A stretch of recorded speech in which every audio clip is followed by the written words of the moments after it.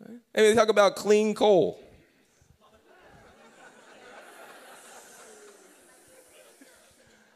I mean, I don't make this stuff up. I mean, many of you, it's Vermont, many of you don't have televisions, I understand.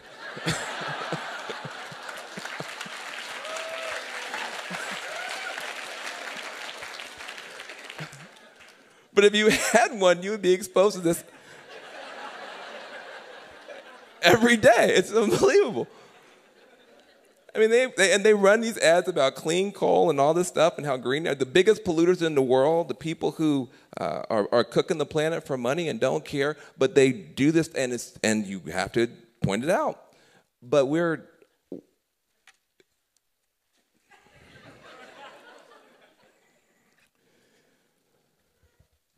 so we have our own innovation to do.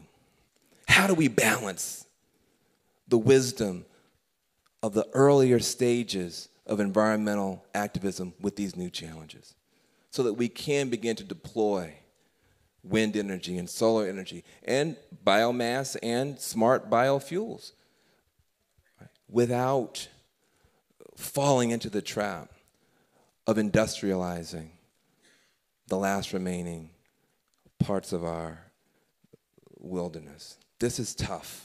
And you need an organization that is as sophisticated as the problem it's trying to solve. That's why I'm here. This is an organization that is as sophisticated as the problem it's trying to solve. People make fun. Oh, well, they're too nuanced. They're not bombastic enough. We need some bombastic stuff. I'll do that, tomorrow. But we also need wisdom and judgment and experience and the ability to listen. We need the NRC. That's what we need for the next 50 years. We need NVRC for the next 50 years and groups just like it. So give them a round of applause.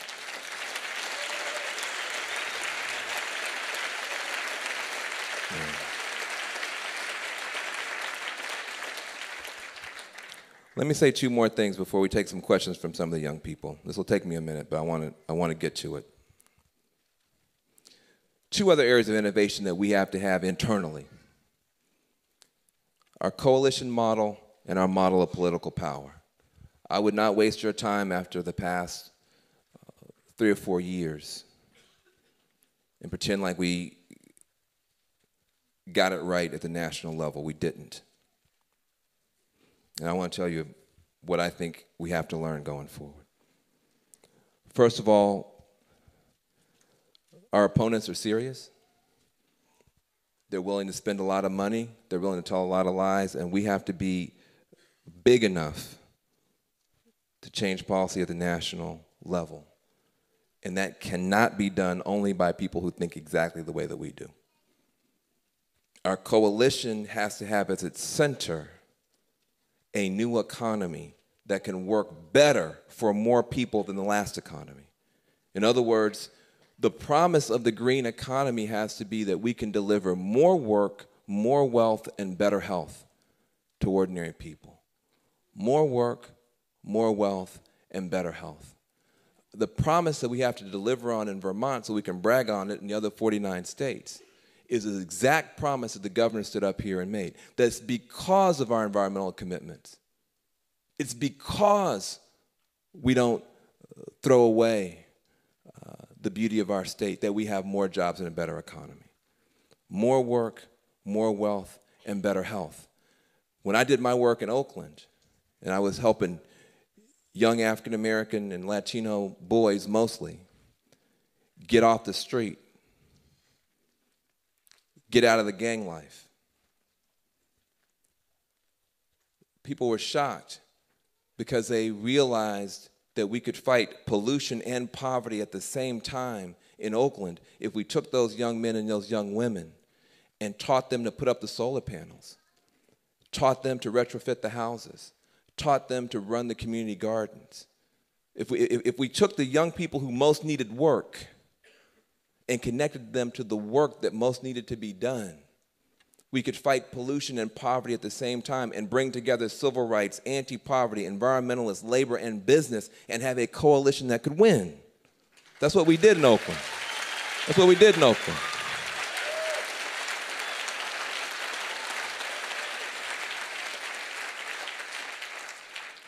It was as simple as saying we don't have any throwaway resources, we don't have any throwaway energy, but we don't have any throwaway children or neighborhoods either. It's all precious.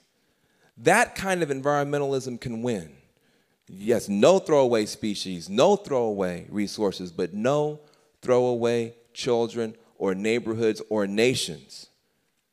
That environmentalism can win. An environmentalism that says it's not just about creating new high-end products that the wealthy can spend more money on. The new environmentalism is also about helping ordinary people earn some more money and save some more money. That has to be at the core of our values. And when it's not, our opponents take advantage. And they paint us as eco-elitists engaging in eco-apartheid. They paint us as eco-elitists, that as long as you have enough money to go to Whole Foods, you can be a part of it. But in my neighborhood, we call Whole Food whole paycheck because people can't afford to go to Whole Food. But when you begin to lead with CSAs and community gardening and the programs to get the public schools to buy the organic food so you can get that good food into the bellies of those children, low-income parents say, this is a movement for me. Low-income parents say, this movement cares as much about my child as they care about anything else in the world. We have to focus on work, wealth, and health. Last thing I want to say is something about political power. As you know, I got a chance to work in the White House for 6 months.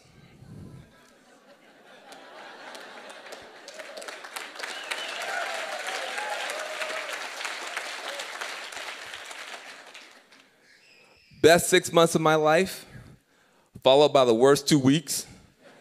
So I identify with you, Elizabeth. But I learned something about political power and how it works. And I don't blame the Koch brothers for spending all that money to stop us from doing cap and trade and stuff that we were trying to get done. I don't blame the Koch brothers for spending all that money with the AFP, Americans for Prosperity, to come after me. They're supposed to do that. That's their job. I blame us. See, I'm not so mad at the Tea Party and those folks for getting so loud. I'm frustrated at the rest of us for staying so quiet about climate and about the environment for the past 3 years. I'm tired of us being so quiet. That's what's wrong with America. That's what's wrong with America.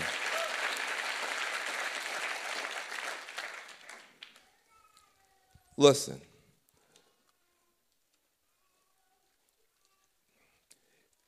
Put yourself in the, let's go get off script for a second. Put yourself in the position of somebody who works in the White House.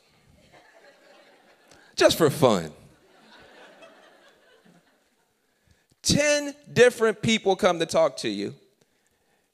9 of them say, I'm so happy to be here. Oh my God. I'm here representing an environmental group, and can I please have a picture with the president?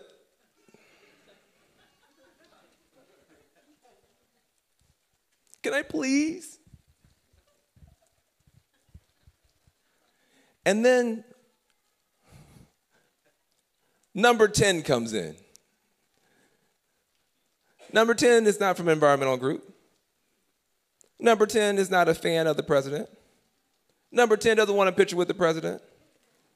Number 10 says, we don't want cap and trade, and we will bury you in the 11 swing states if you come near it.